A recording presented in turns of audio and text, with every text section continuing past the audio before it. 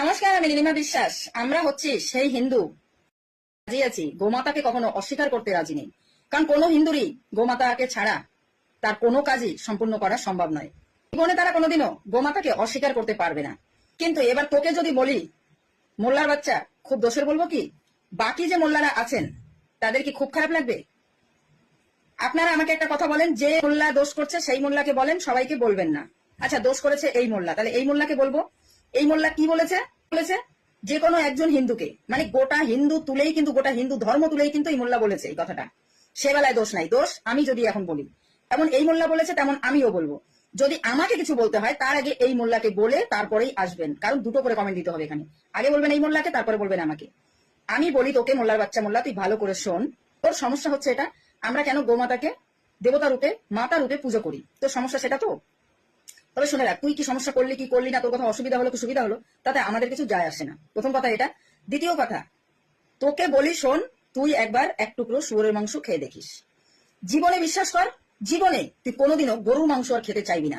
শুয়োরের মাংস যেদিন খাবি সেদিন থেকেই তুই গরুকে পুজো করা শুরু করবি, গোমাতা রূপে। এটা আমি দায়িত্ব নিয়ে বললাম।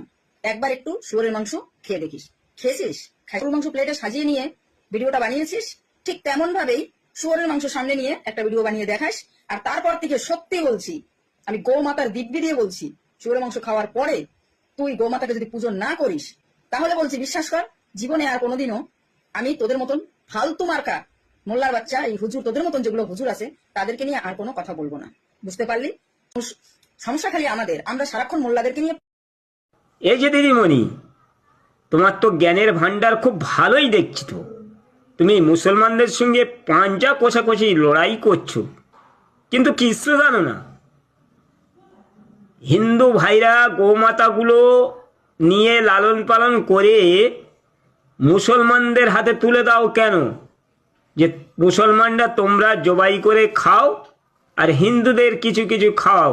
কারণ আমাদের হলো টাকার প্রয়োজন, কারণ টাকাটা হলে যথেষ্টই।